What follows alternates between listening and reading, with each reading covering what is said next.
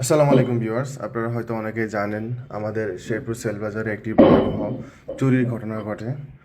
এরপরে আমরা শেরপুর সদর থানায় একটি মামলা দায়ের করি, যার প্রেক্ষিতে শেরপুর জেলার পুলিশ প্রশাসনের সহযোগিতায় আমরা ফোনগুলো উদ্ধারে একটি বিশেষ অভিযান পরিচালনা করি এবং সেই পরিচালনার সঙ্গী হিসেবে আমাদের শেরপুর সেলবাজারের পক্ষ থেকে একজন প্রতিনিধি ছিল।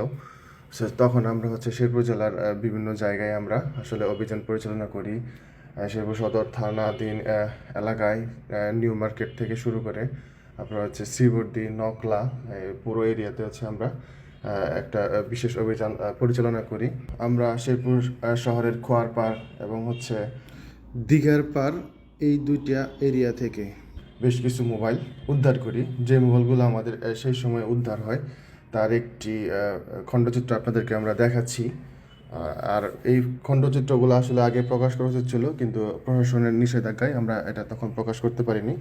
তারপর গত 15ই মার্চ আমরা আমাদের যে শেরপুর সেলবাজারে যে চুরি ঘটনা ঘটে তার মূল যে আসামি এবং মূল যে পরিকল্পনাকারী এবং চুলচক্রের মেইন সদস্য, দুজনের নামই সুহেল, তাদেরকে আমরা সোর্সের মাধ্যমে আটক করতে সক্ষম হই।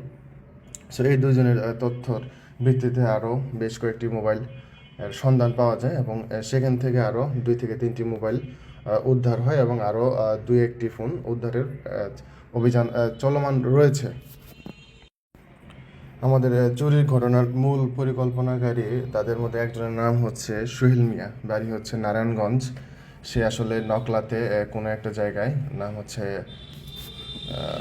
কায়দা, এই এলাকাতে সম্ভবত সে একাই ভাড়া থাকতো এবং একা ভাড়া থেকে এই চুরিগুলো সে করতো এবং শেরপুর জেলায় বিভিন্ন অটো, মোটরসাইকেল ইত্যাদি চুরির সাথে সে আগে থেকে জড়িত ছিল।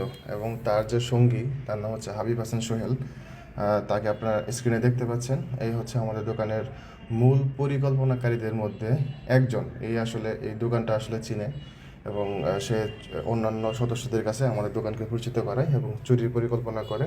তার সাথে আরও 2-1 জন এই পরিকল্পনার সাথে যুক্ত আছে।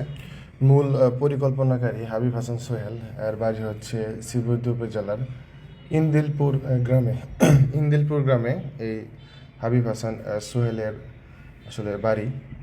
সে তার এলাকাতে একদম নামকরা চোর হিসেবে পরিচিত। এলাকার যত ছাগল, ব্যাটারি, অটো সব কিছু সে ইতিমধ্যে চুরি করে এলাকা থেকে পালিয়ে এসে এখন নকলাতে অবস্থান করতেছিল।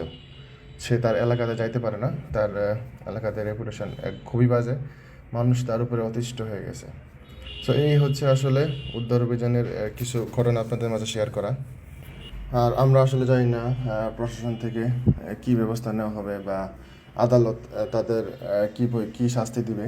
সব কিছু আদালতের উপরে নির্ভরশীল। তো আমরা প্রশাসনের কাছে এবং আদালতের কাছে আর্জি জানাবো যে তাদের জন্য সর্বোচ্চ শাস্তি হয় এবং এই ধরনের ঘটনার শিকার যাতে আর কেউ না হয়। আমাদের যে ক্ষতিটা হয়ে গেছে এটা কখনোই পূরণ হবার নয়। তারপরেও আল্লাহ তাআলার অশেষ রহমতে আমরা যে মালগুলো উদ্ধার করতে পারছি, এটা দিয়ে আমরা হয়তোবা ঘুরে দাঁড়ানোর চেষ্টা করতে পারবো। সবাই আমাদের সঙ্গে থাকবেন। আসসালামু আলাইকুম।